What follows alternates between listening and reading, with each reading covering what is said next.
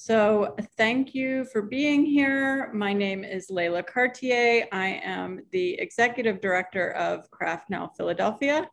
We are thrilled to be hosting this new virtual series, CapitalNOW, focused on capital readiness to provide creative entrepreneurs with a working understanding of three forms of funding: grants, crowdfunding, and financing, and provide you with access to the business readiness required to secure these investments and put them to good use.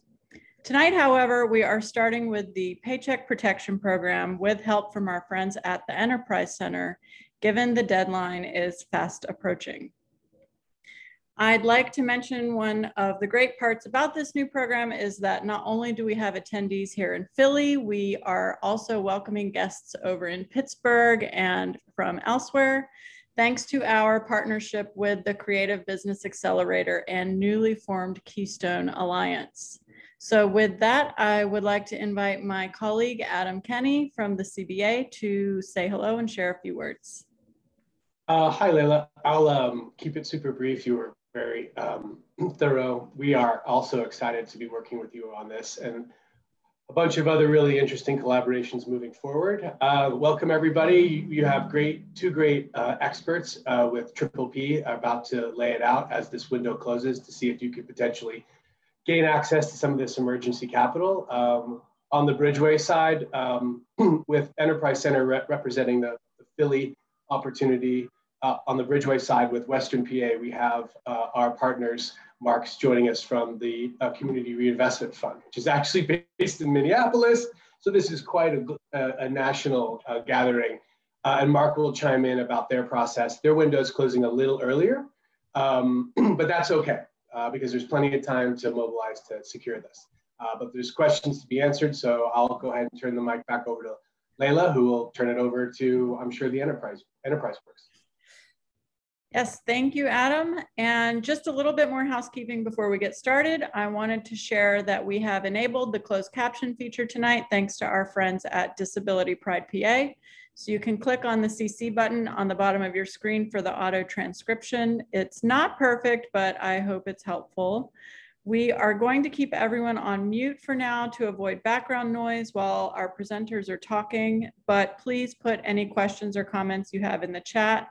We will filter through those and share them later. And at the end, we will invite everyone to unmute themselves and we can have a conversation. So to the big question on everyone's mind here tonight, am I eligible for this relief funding? What is it? How do I access it? I am very pleased to introduce Elizabeth McGinsky, the Senior Director of Data and Evaluations at the Enterprise Center, a Philadelphia nonprofit whose mission is to serve minority businesses and under-resourced communities.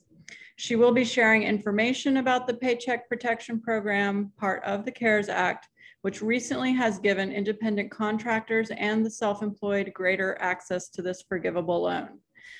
The Enterprise Center staff can walk you through the application process, and I can share from experience that they are very helpful and it is very straightforward.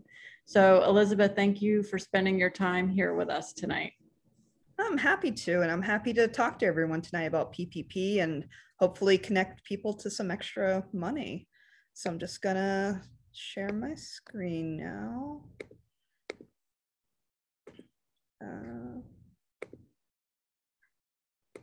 Let me know, can you see it? Okay, all right.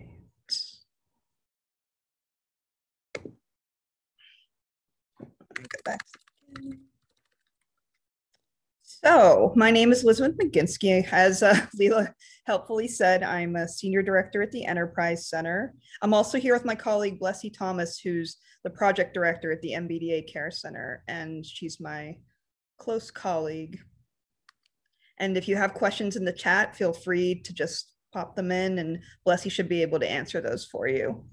So, as Leela mentioned, the Enterprise Center primarily works with minority entrepreneurs in the West Philadelphia area, but we work regionally and we provide business assistance, we provide capital, like growth capital, these PPP loans. We help people access grant funding.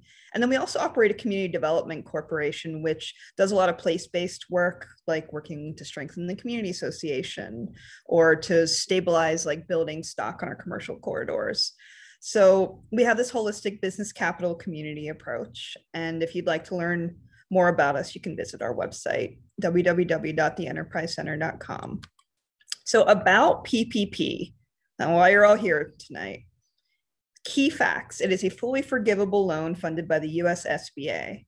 So what does that mean, fully forgivable? It means you don't have to pay it back as long as you spend it on approved expenses, which we'll go into a bit later. But essentially, as long as you spend it on payroll and these approved expenses, you don't have to pay it back. A lot of people hear the word loan and they're like, oh, I don't want a loan. This doesn't appear on your credit report as long as you get forgiveness. You know, it's not going to take it. You're not going to take a credit hit when you apply for it. This is really meant to be accessible funding to help small businesses who are struggling because of COVID-19. There have been 2 rounds so far. They call the first round the first draw, and the second round the second draw. I'm guessing most of you, since you're in this info session, didn't access the first round, but just in case, we'll talk a bit about second draw loans too. Importantly, employer firms as well as the self-employed are eligible. If you're a 1099 contractor, if you're self-employed, you know, my mom does DoorDash, she's eligible. Like, spread the word that if you're even people who might not typically think of themselves as small businesses, they are eligible for this funding, and you really should try and access it soon because, as Leila and Adam said, the funding window is closing rapidly. And of course, key fact, your loan amount is based on your monthly payroll. And I'll go into a bit later how you calculate that. But if just to level set here, if your business revenue was like $30,000 last year, you're not going to get a $200,000 PPP loan. So, you know, just have reasonable expectations. So for the first loan, you don't have to have had a drop in revenue between 2019 and 2020 if you haven't gotten a loan yet. And that's a common misconception I've heard out there. So make sure, you know, if you know anyone's like, oh, I didn't experience a revenue drop, I'm not eligible. That's not true for the first loan.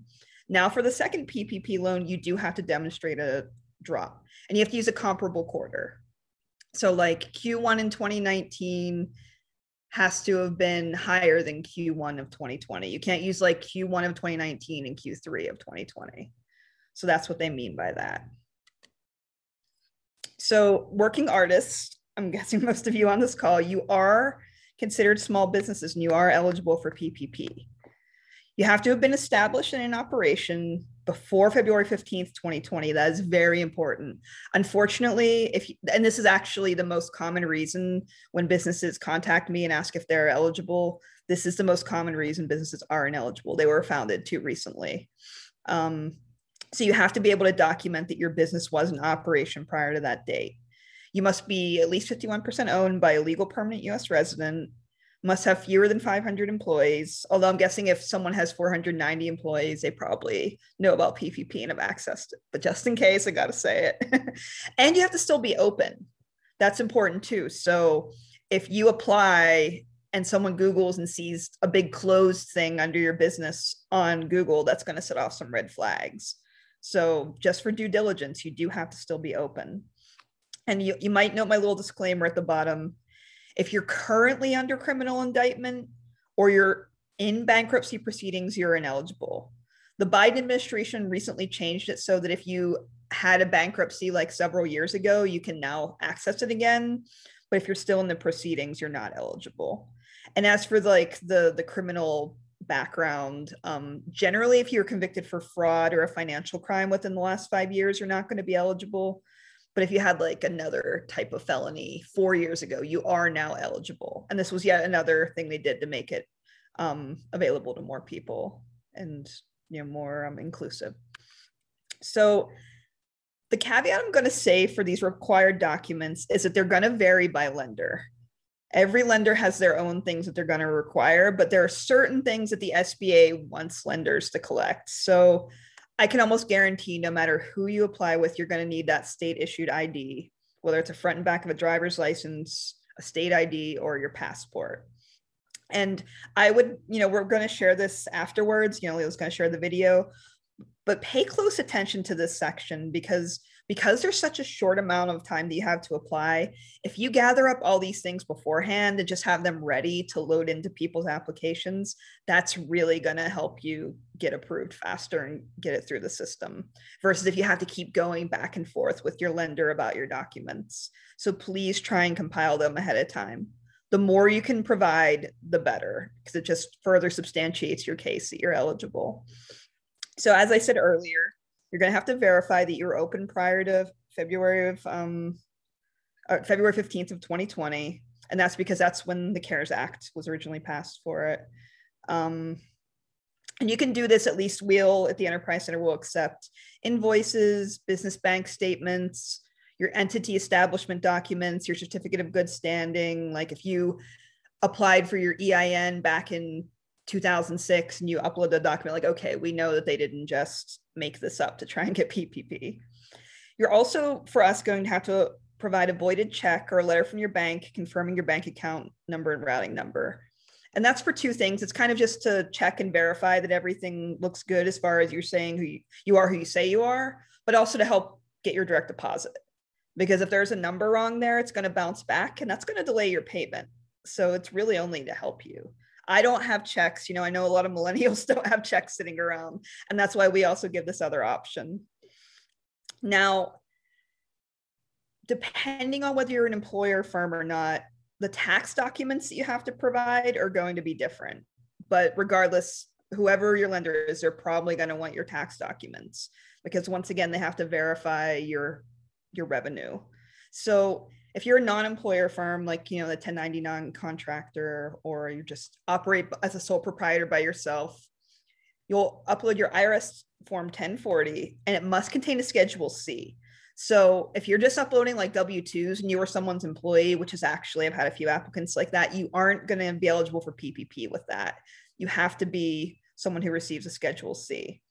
You can use 2019 or 2020 for PPP. And on our application, when it asks you to provide your business identification number, if you're using your Schedule C, use your social security number, not the EIN. That's what the SBA's requirement is. And when available, if you have 1099s to upload with that, that actually really helps us out. So by all means, upload those too, if you have them.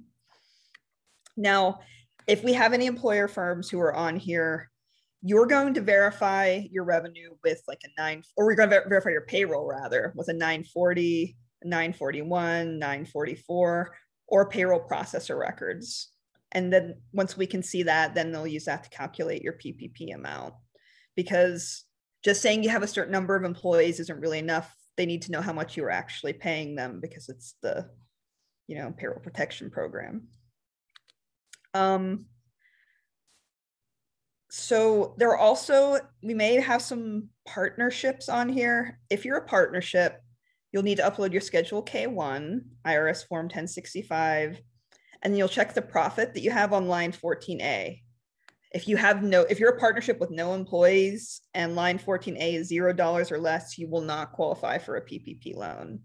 And that's happened several times. Like a lot of applicants I've had with negative 14A and no employees. So just go through and check that if you're in a partnership business structure. And that's the tax document you file. Now that you know which tax documents you need, you can calculate your max PPP loan amount. So at a very high level, this max amount is 2.5 times your monthly payroll. What's that? What does that mean? For non-employer firms, if you're like a 1099, you're going to get out that Schedule C that I mentioned earlier, and you can use either line 7 or line 31, but line 7 is usually bigger because that's your gross revenue before any deductions that you took. So you're going to get that. You're going to divide by 12 and then multiply it by 2.5. It's a very simple math equation. Now, at least I can speak to the Enterprise Center's application. If for some reason you mess up and forget to carry a decimal or put a wrong number in, we'll correct that before sending it in. So it's not going to disqualify you, but it will delay your application. So if at all possible, try and include the right answers here. Now, some of you might be like, ballin', you know, you got a gross revenue of $400,000, you're doing awesome. Unfortunately, your max loan is still gonna be $20,833, and that's because the IRS capped the salary, which is basically, you know, you're paying yourself when they consider the Schedule C, at $100,000 for anyone. So that's the max. So any revenue that you report over 100,000 just gets scaled back down to 100,000. Oh, and I did want to add, if you do claim over $150,000 of gross revenue, the SBA has stated that those applications receive additional scrutiny. So you may be asked to provide more documentation. There might be a little back and forth between your lender and the SBA. For employer firms, I'm not going to go into like great detail on all of these. You know, Leela can share these slides, but depending on the form you use, you'll add up whatever amount it is, whether it's a quarter, whether it's a month, whether it's a year, divide by 12 and then multiply by 2.5, because really what you're trying to do is calculate how much the monthly payroll is and then multiply it by 2.5. Now, note, I put something in bold and underlined it. The most common question I get from employer firms who may not actually be considered employer firms by the SBA, 1099s or independent contractors do not count as employees. So if you have two 1099s, you can't claim them as employees on PPP. They can apply for PPP on their own, though, using the steps I just provided. And for partnerships without employees, you'll use the Form 1065, Schedule K1, line 14A that I mentioned earlier. Now, important deadlines. The Enterprise Center's deadline to submit our applications is May 17th, and Bridgeway is going to talk in a bit about their deadline. I'm going to pass it over to them. But before we get there, our deadline is May 17th, and various lenders are going to have their own deadlines. Some have already stopped taking them. Some, I've seen April 30th is a very common deadline. The SBA itself will not review anything received after May 30th. The reason lenders have these earlier deadlines is because their staff needs time to review them and potentially, you know, work back and forth with you to make sure they get submitted. So, you know, don't wait till the last minute is my best advice, because there's also the very off chance, especially if you're going through a traditional bank, that they run out of money, because they're drawing from a separate pool of money. And if it runs out, then you're not going to be able to get PPP. So I mentioned earlier PPP loan forgiveness. Once you've filled out the application, you got your PPP, the next thing you want to do is make sure you keep documentation of how you're spending that PPP money that you got, because you'll need to provide documentation when you go to apply for forgiveness. Now, the SBA unfortunately changes these rules like very frequently. It hasn't been super transparent for sole proprietors as to how they're going to verify payroll, because you don't have employees. But what a lot of people have been doing is just writing a check to themselves in either the entire PPP amount or 60% of it to verify that like payroll to themselves. So that's, you know, the latest we've been told, because they don't have an, you know, sole proprietors don't have an official payroll and they were eligible for it. So hopefully the SBA is reasonable and accepts that. If you have employees, it's a little easier. You have payroll, you have your 941s, you have your documentation. Just make sure that you're able to show that you expended, you can provide that documentation. A lot of the people I know with employees are like, oh, trust me, that money was gone in like a month. It was gone in like a week. I had back pay I need to give to people. So if you do have employees, it's probably a little easier to verify that you're spending 60% on payroll, but make sure you do.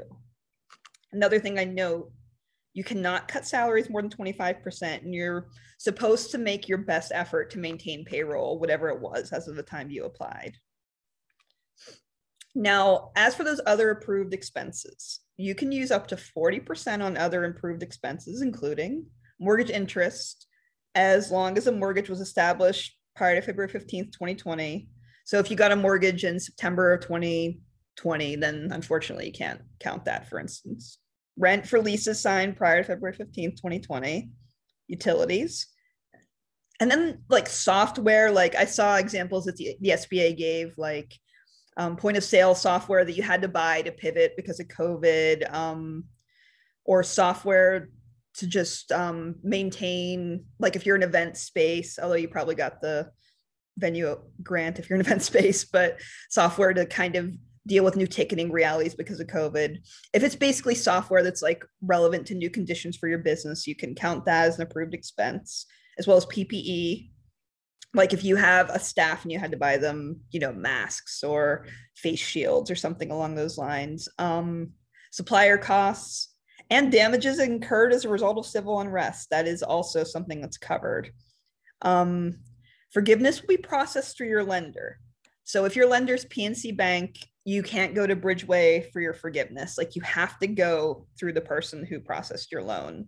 The other thing I want to, you know, I don't say here, but what happens if you don't get forgiveness? It converts to a 1% interest loan.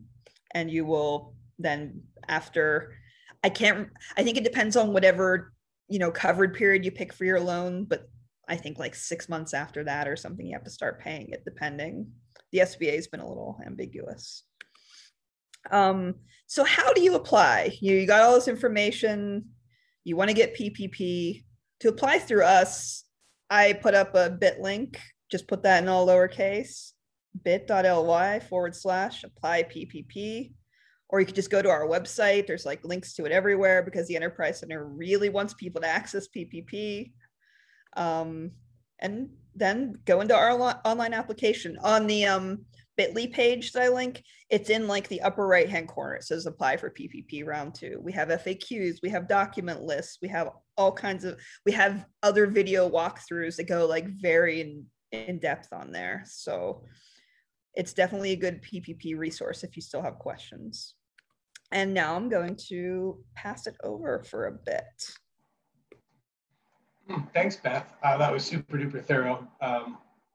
Really appreciate all those insights. So yeah, Bridgeway Capital is not a CDFI that is eligible to provide PPP, but that's okay because we know people that can, and hence Mark's presence on this webinar with CRF USA.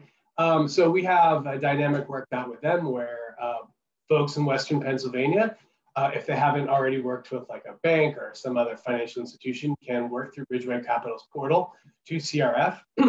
Another thing you'll notice here in this little chunk of copy is that we also have a contract with Paramount Pursuits that will work with you and provide that business assistance. So if you have questions about sort of bringing Beth's insights to life through your own process and need that direct one-on-one, Paramount Pursuits is standing ready to assist you with that. I also know, and I'm about to hand the mic to Mark to let him outline what their process is once you go through the portal, because I've not done that yet. But the Paramount Pursuits will be able to assist you. And I've heard nothing but good things from some creative businesses that went through the Bridgeway portal and worked with CRF. That CRF has been extremely easy to work with. So Mark, would you mind chiming in on next steps once you sort of step through the Bridgeway portal? Sure. Thanks to Elizabeth, Adam, and Layla for inviting us to be a part of this conversation. So one of the things that Elizabeth really highlighted that's fairly critical is each lender has a slightly different approach and the type of records they want collected to help them go and expedite through the process. And one of them that's fairly critical, and if you go to the Bridgeway site, we have a number of items that we want y'all prepared. Among those, it includes that governmental ID, some of your tax records, your Schedule C. Having that aligned and going through the portal helps us expedite your application. And for the most part, what Elizabeth outlined was pretty much the de minimis number of documents to help you get through the process. And the other thing that's fairly critical is how do you establish yourself so that you get your loan turned into a grant fundamentally? Because I don't know about y'all, but I love free money more than interest money. And so that is a fairly critical piece to how to be sure that you have meticulous record keeping. So there's really two components to this, and we outlined some of those. And whether you go through Bridgeway and CRF or not, we do have a little breakdown for sole proprietors, for partnerships, for corporations. If you establish yourself as an LLC, if you're a creative food artist and you're worried about poisoning people, you should have established yourself as an LLC to make sure that your risk is isolated. We have separate forms for that. And so we're on the same page. We also have grant calculators. They'll help you identify what your maximum eligible amount is. And Elizabeth identified that if you are at $100,000 a year plus, you're capped out at $20,833. But just to be sure that we're on the same page and we're not throwing y'all any curveballs, we have a lot of that information on the website. So even if you don't go through Bridgeway and CRF, we want these small entrepreneurs who are often underserved by the traditional financial institutions to tap into some of these resources and at least get your stuff ready, because 99% of the time, they're going to ask for the same stuff. So get that information readied, and whether you go with CRF and you miss our window, then go with Enterprise. And if you miss their window, there still might be another lender out there who could serve your needs. So we want to be sure that these small entrepreneurs who should be receiving these funds have the resources at hand to make sure and they go through the process. And again, each lender is slightly different, but 99% of the time it's the same. And just to touch upon the CRF Bridgeway process, we have that portal that we have on this landing site. You go in there, you get invited into a loan origination platform called Spark.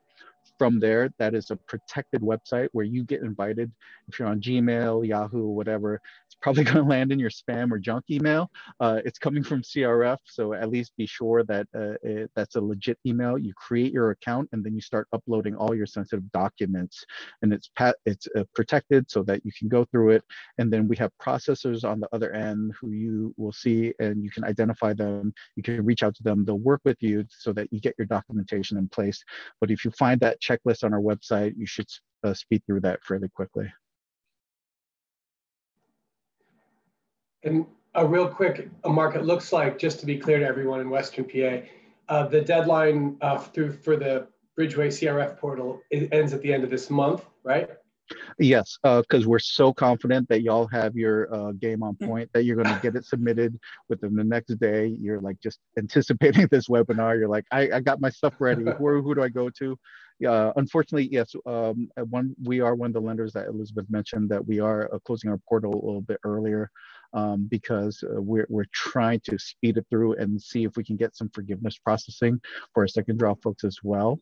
That's a unique process about this. Your forgiveness process, I don't think we really touched upon this, can initiate 8 weeks from receiving your loan from the prior, and so that won't be applicable to people who are chiming in right now. But if you know others, then they're like, maybe I can go for my second draw already. If your 8 weeks has expired, you can initiate that process if you can demonstrate that you've expended your proceeds on those eligible criteria, at least 60% being that payroll related expenses.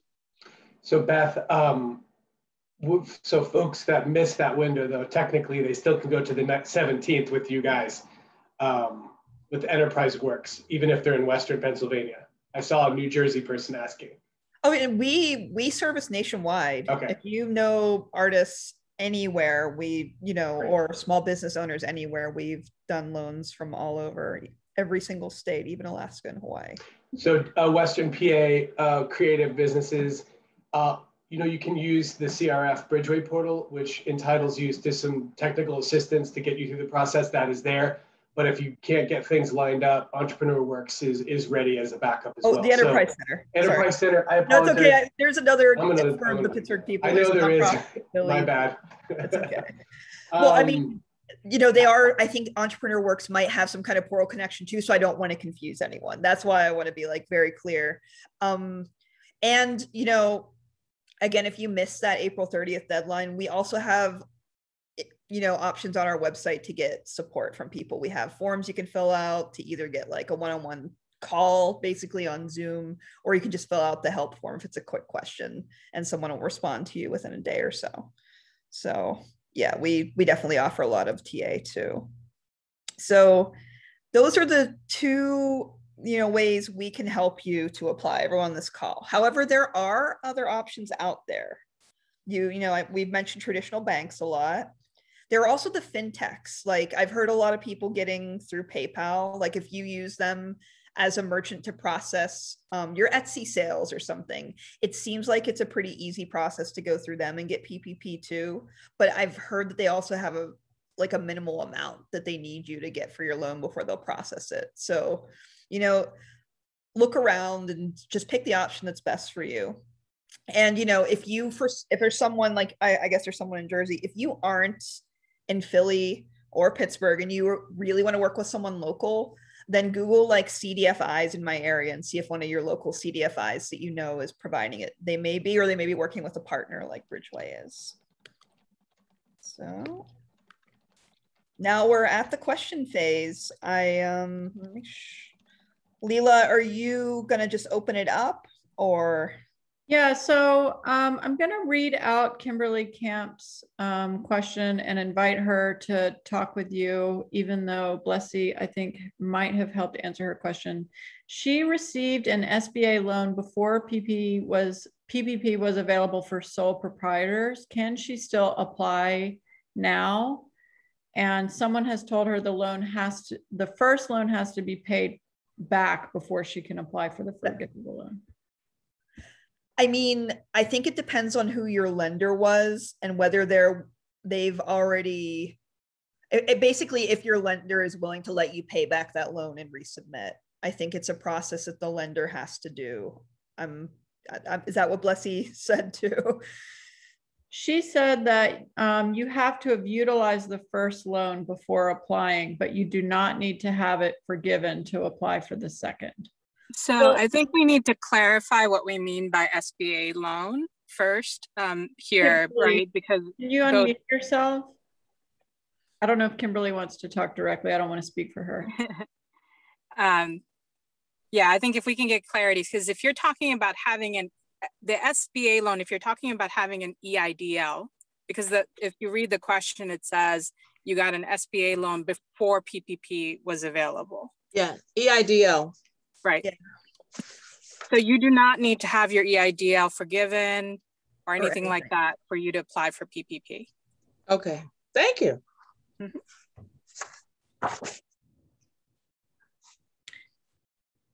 What is the time period you need to have demonstrated that you have paid yourself and used the funding on the expenses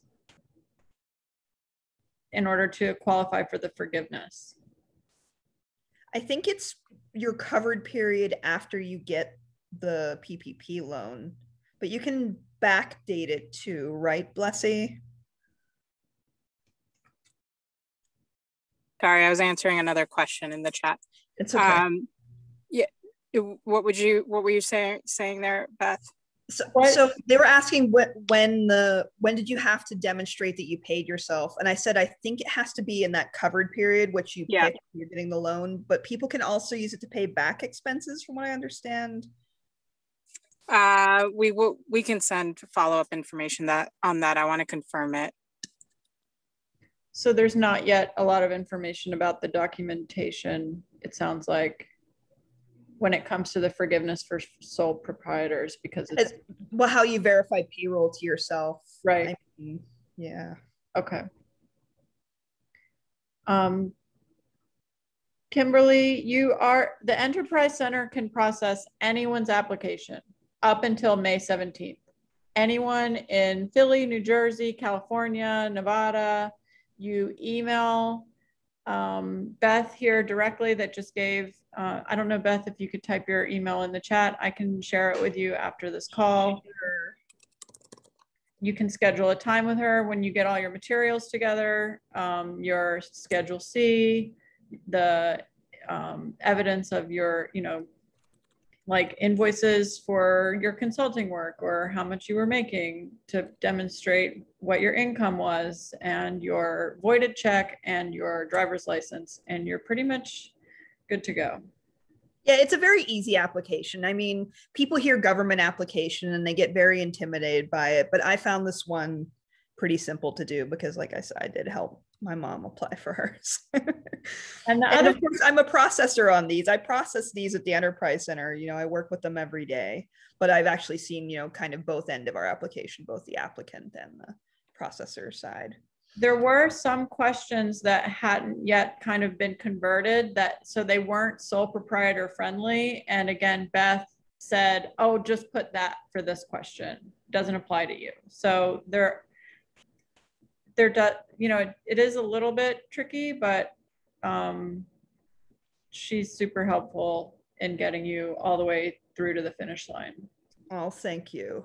Yeah. Are there any, Leila, do you have a couple examples of those kinds of scenarios? Like it asks for their business ID on the application, and people typically don't think of their SSN as a business ID. That's like a big one. That's the first one, yeah. It says EIN, and if you just enter your social security number, then it's good. Yeah. And Mark did highlight something. If you notice on the PPP2 loan application, the actual form, it does give you a box that gives you an option to refinance your EIDL loan, right? So if that is something you want to do, just know they have different terms, different rates, but yeah, if that is something that you want to do, you can do that in your PPP2, your second application.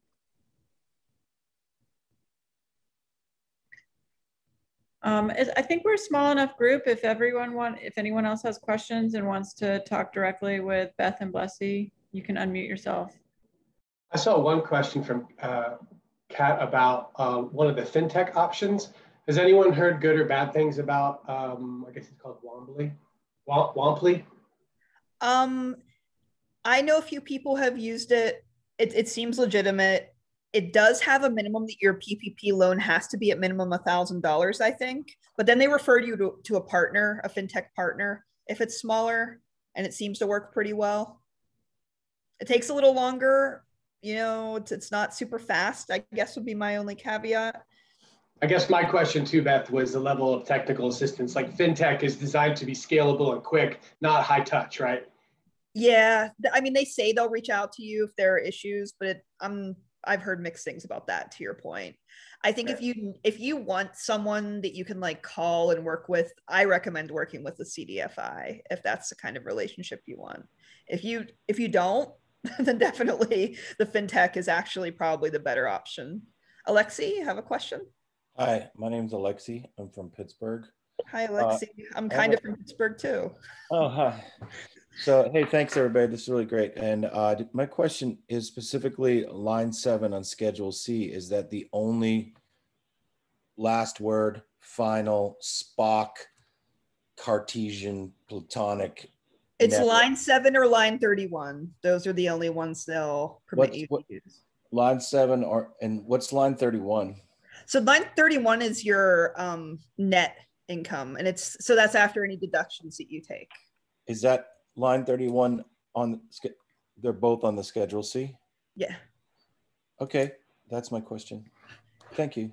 No problem. I mean, the line 7's the best one. That was one of the big changes that the Biden-Harris administration made to really make it more accessible, because a lot of people claim either zero or negative profit on their small sole proprietor businesses, and they weren't eligible before they made that change. So it was actually a big deal. That's what happened to me. Yeah, apply now then. But it was I found out that I couldn't get the money through amazing assistance and I got a lot of help, and I got all the way to the finish line, and they were like, "You're broke, no money."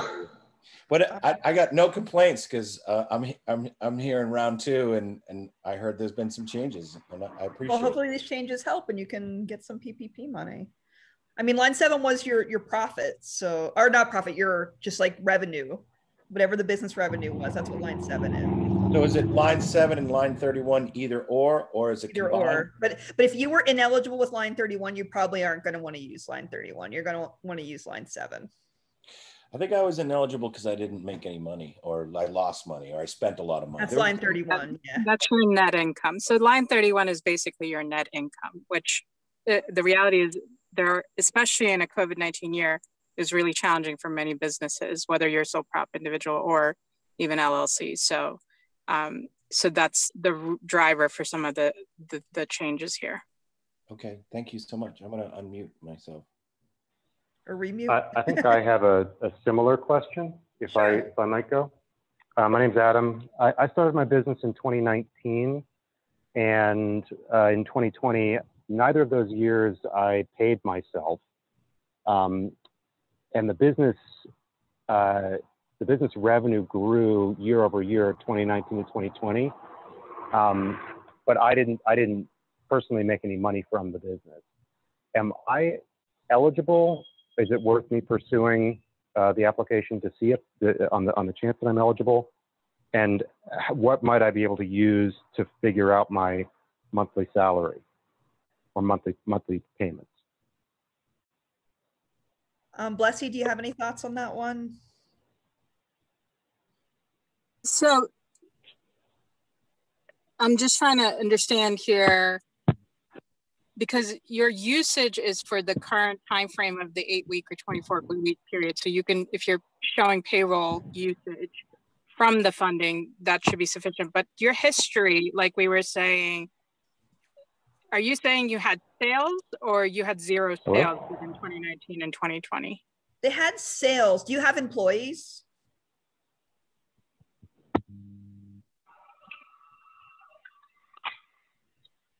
Adam? We lose him. Another Adam, right? It sounded to me like he just wasn't like paying himself. Yeah, it still sounds like he had gross revenues, like good gross revenues. Yeah, it sounds like you should still be able to apply using your gross receipts, which is line 7. Well, I guess the question is what kind of tax form he files, because I think some of them, right, if you don't do the Schedule C, but you're by yourself, you're not, and you don't claim any pay to yourself, you're not eligible. That's kind of what I was trying to clarify. You know what I mean, Blessy, depending on the like tax structure of it? Like I had someone who did like, they were like an 1120 S Corp, even though it was like only himself, because he had a bunch of 1099 contractors and he didn't pay himself anything and he wasn't eligible. So I guess it depends on. But then that, I mean, that would indicate to me your business structure is different than a sole proprietor individual. Yeah, that's what I was trying to find out. Right.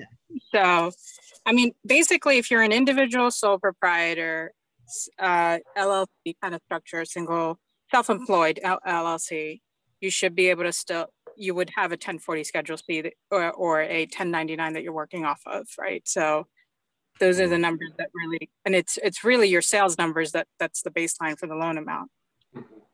But okay. I mean, if you have an 1120 or 1120S, that tells me your business structure is different than what we just stated. Yeah, I apologize. I lost connection for a second, but it's a sole proprietor, excuse me, a single member LLC. Although in 2019, it was a sole proprietorship. And then I started a new entity with the same name, absorbed the sole proprietorship in 2020. So it's a little finicky in that way. Adam, actually, you can feel free to reach out to us. We can kind of talk through it one-on-one just to kind of see what the changes were and what the implications are for the application. Yeah, feel free to reach out. Great. I'm only on the phone, so I haven't been able to see anything in the chat. So if that information could be provided to folks like me afterwards, like who to contact and the email address, that'd be great. Yep. Sure. Ours is CARES, like the word care, CARES @theenterprisecenter.com. And then we'll also email it out. Leela, hopefully you can send that out to the. Yeah, and everything's on our website. So if you found your way to this program tonight, we can find your way again to us to give you the information. And I'll reply to everyone tomorrow with links and follow up. Great. Can I ask just one more clarifying question? Sure.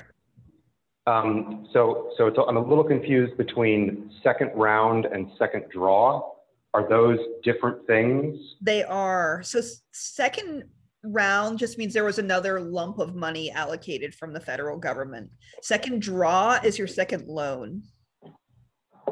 So if I make my first draw in the second round, and I would still be eligible for a loan even if I increase revenues year over year? Yes, that is true. Okay. It's only the second one where you had to show the revenue drop. That is correct. Got it. Okay, thank you. You're welcome. Catherine? Hi, Catherine. Yeah, I have a few questions. My first question, I'm a single member LLC, and I'm currently getting PUA, and I know that if I get this, that it might affect my PUA. And because my sales were pretty good in 2019 and I'm still using that, I'm getting pretty good PUA. And in 2020, my net was about half of what my year before was. So I'm just kind of wondering if I should stay on the PUA or if I should try for the PPP loan, because I'm afraid that, like, what if I get the PPP loan and I don't have accurate enough records, and then I have to pay it back. Whereas if I stayed on PUA, I don't have to deal with any of that. So as far as PUA, the official rule is you are not allowed to collect both at the same time, which I think, you know, the best thing for you to do really would be to calculate what that PPP amount would be, and then see if that's like more than what your PUA during that same time period would be, because theoretically you could get the PPP and then for whatever your covered period is, then get PUA again afterwards, etc. But otherwise, you know, most people I've spoken to in your situation have chosen to stay on the PUA, to be honest. Okay. You know, especially because of difficulties like with the state systems and getting back on and off it, and all those potential headaches. I completely understand. As far as the record keeping,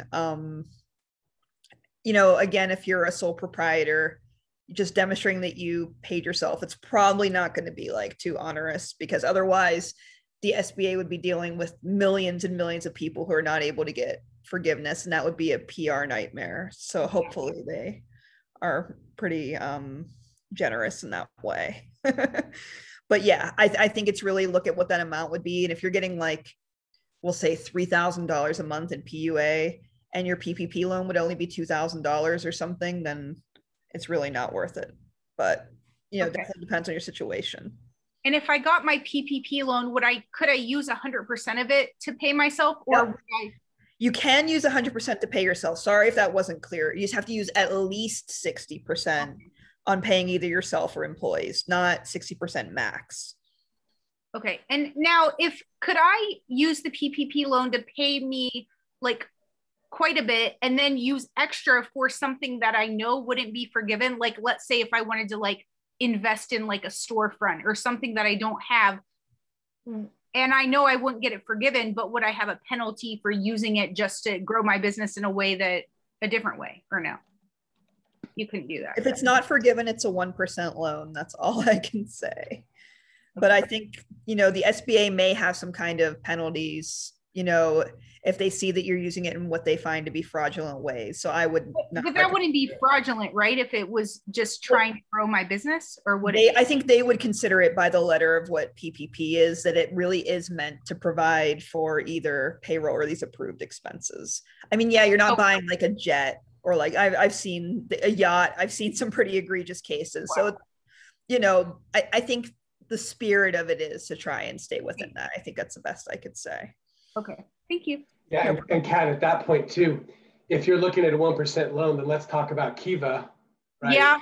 And then that's 0%. That's 5 to 15,000. You go storefront with that. You can use 100% of the PPP for clearly eligible things. So we can have that. Great point, Adam. That's a great point. That's a good point. Okay, that's a good point, Adam. Thank you, Adam.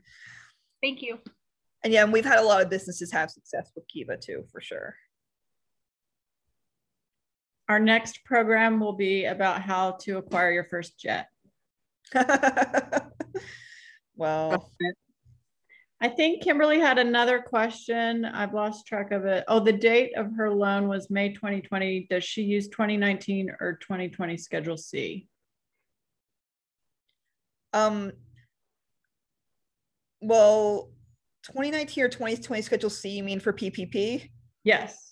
I got the EIDL loan on May 2020. Doesn't matter, Kimberly. Okay, great. Thank you. You should be able to use 2019 or 2020. Okay. So the goal is, If you've already filed your 2020, then, you know, generally you want to be using that, but most people have not filed their 2020. So you can use either 2019 or a draft of the 2020 for PPP. I mean, whichever one has, if you're going to be a Schedule C filer, the biggest line 7 is going to give you the most money. And that's really the advice we've been given, to use that one. Yeah, I mean, that would be 2019 because it was before the plague hit. Yeah, so use 2019. Okay, thank you. No problem. This is really great. Oh, thank you. Well, thanks to Leela for putting this on. Honest to goodness. She was introduced to us and she was like, I can get PPP as like an artist. All my artists need to know this. Absolutely. I mean, I don't understand. I'm going to continue sending people your way. I really appreciate how available you've been. They helped me as an independent contractor. And like I said, the application, it was a little bit intimidating at first, but once I got back on the phone with Beth and asked a few questions, she just kind of helped push me through the process. And then a few weeks later, the money was in my account. Wow. Now I need to figure out how to make sure it's forgivable. So I have to write it myself. Well, and Layla, to your point about the intimidation of getting these ducks in a row, you know, it's just time well spent, because this may not be the only opportunity coming down the pike, right? And, you know, if you get your ducks in a row here, you're only going to be that much, it's only going to be that much easier if and when the next sort of assistance comes down the pike.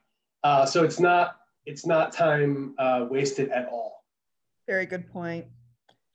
You know, I mean, most of us are in Pennsylvania. Remember, there were the Pennsylvania grants, et cetera, et cetera. Maybe there would be another round of those. The federal government might have something. And, you know, as Mark said, they generally all ask for the same things. It's the same things you're going to be asked for. Even if you go to get like a traditional loan or something a few months down the line, they're going to ask for the same things too. So it is only to your benefit to compile these documents. Alexi, another question? Yeah, I just wanted to say something real quick that caught me by surprise. This isn't a question. I'm an S Corp. That's how I was incorporated. And in the state of Pennsylvania, it's not required by law for an S Corp to hold a board meeting, but a lender required it of me. So I found a legal assistance through a great Zoom meeting, just like this great Zoom meeting put on by Bridgeway, where there was a lawyer who I paid to have a board meeting for, you know, and I own my own business. So this has come up twice for me during the pandemic. And I've used the SBA EIDL required a board resolution of for me to sign in a board meeting, and it had to be a board meeting. So if anybody out there has a company that requires a board meeting and they are in Pennsylvania, it's not required legally, but once your lender asks for it, you have to do it. Gotta so do it. Just letting you know, Trellis Legal, a woman-owned business in Pittsburgh, she offered a legal health check to these artists, and I took it for a very small fee. She determined that I had never had a board meeting in 13 years. And so I just want to say, I don't want to take up any more time. No, it's okay. This is good information. That through a very simple legal health check, which is sort of like inspecting your car, I learned a lot about my business that I've had for a long time. And I've had 3 banks ask for this board meeting, and I've had the federal government ask for a board resolution. I didn't know what a board meeting was until everyone got this virus. And now I occupy all the seats on the board. I'm not saying it's a big deal, but it's a very specific legal thing, and it has to all happen in the same hour, on the same minute, in the same day. And if anybody has a artist-run business like mine, and they're not a simple LLC, you will cry when they ask you for the board meeting minutes and it's the last day of the deadline. Thank you. Oh, thanks for that. Well, this has been really informative. I want to thank Beth, Adam, Mark, Blessy, my teammate Rafa. CraftNow doesn't usually host programs like this, but we're going to start doing more of them. So thank you to our friends in Pittsburgh for joining us and letting us practice this very first CapitalNOW program out on you. And we're going to be back in a month, and reach out to me and everyone here is here to help you, and we're gonna look forward to working more with you. And like Mark is saying, get more money and get those private jets. Good one. Yeah, See you guys later. Thank you. So thanks so much. We appreciate it, y'all. Take care.